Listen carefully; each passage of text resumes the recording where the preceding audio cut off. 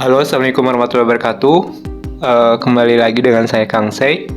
Pada sore hari ini, pada kesempatan kali ini, kita akan membahas terkait dengan hasil survei yang dirilis oleh LSI DNIJA. Jadi hasil survei ini dilakukan survei pada tanggal 3 sampai 7 September 2024. Kemudian metode surveinya yaitu multistage random sampling atau sampel random.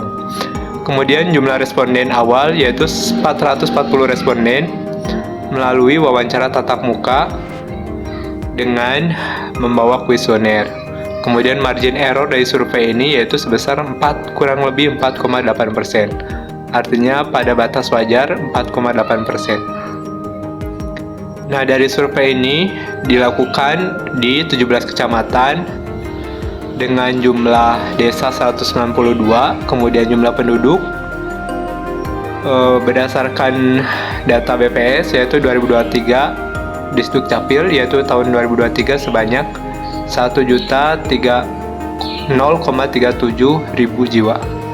Atau pada DPT 2024 ini jumlah pemilih tetapnya yaitu sebanyak 733.927 orang pemilih.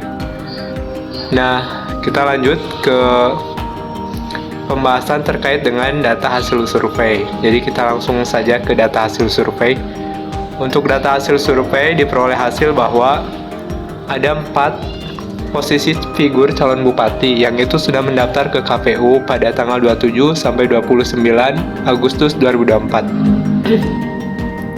Keempat figur calon bupati itu yaitu Kang Saiful Bahri Binjen atau Omjen, kemudian Anna Ratna Mustika merupakan incumbent, kemudian Yadi Rusmayadi, Zainal Arifin, dan hasil survei juga diketahui tidak tahu atau tidak menjawab sebesar 2,8%. Nah, dari 4 figur calon bupati ini diperoleh hasil elektabilitas Omjen atau Kang Saiful Bahri Binjen ini memperoleh urutan pertama.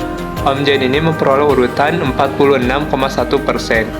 Ini jauh meninggalkan dari figur calon bupati incumbent yaitu Anna Ratna Mustika yang sebesar 29,3%. Kemudian disusul Yadi Rusmayadi dan Zainal Arifin 7,5%. Nah, dari hasil ini kita ketahui bahwa ada kenaikan yang signifikan untuk figur Omjen atau Kang Saiful Bahri Binjen.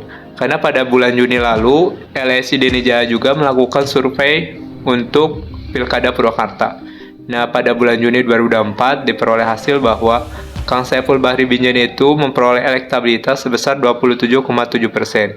Namun di bulan September, jumlahnya naik drastis menjadi 46,1%. Sementara untuk figur incumbent yaitu Anna Ratna Mustika, dari bulan Juni yaitu 32,7%, itu turun menjadi 29,3%.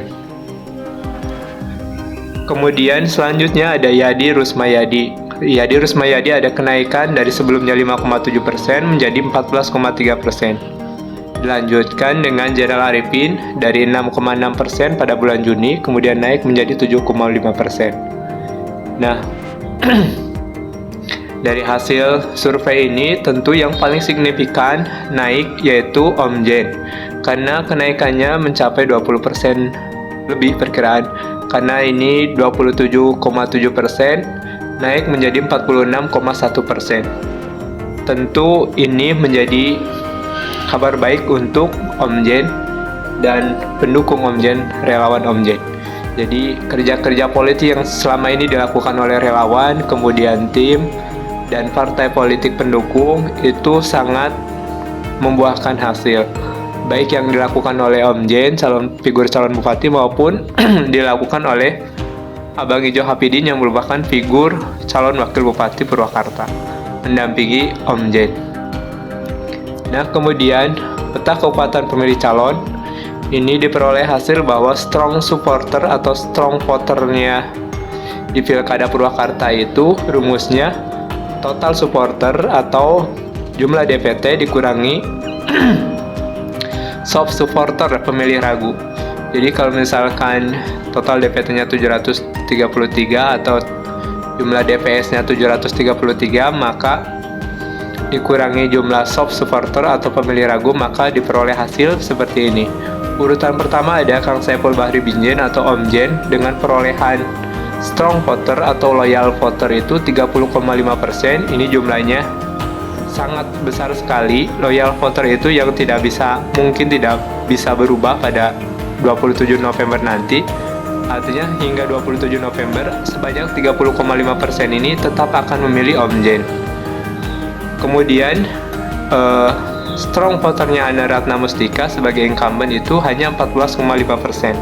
Jumlahnya hampir setengah dari jumlah Om Jen. Kalau misalkan 733 itu 100%, dikurangi 44,5% atau sekitar 50%, maka hampir 30%, hampir sekitar 100.000 lebih memilih Om Jen. Kalau 10% ya sekitar 73.000. Kalau 30% berarti sekitar 201.000 itu loyal voternya Om Jen. Nah, kemudian selanjutnya Yadi Rusmayadi 7,3% loyal voternya, kemudian Zainal Arifin 3,2% loyal voternya. Dari hasil ini kita peroleh hasil bahwa Om Jen paling potensial terpilih sebagai Bupati Purwakarta 2024-2029. Oke, selanjutnya untuk trackingnya ada kenaikan dari bulan Juni hingga bulan September.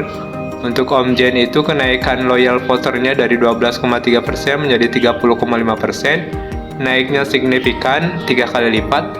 Kemudian di incumbent Ana Ratna Mustika dari 17,5% loyal voternya turun menjadi 14,5%. Artinya ada loyal voter yang kemudian pindah ke Om Jen itu mungkin dipengaruhi oleh banyak faktor. Nanti dibahas di hasil survei ini. Kemudian Yadi Rusmayadi dari 3,6% naik menjadi 7,3%. Kemudian Zainal Arifin dari 1,8% menjadi 3,2%.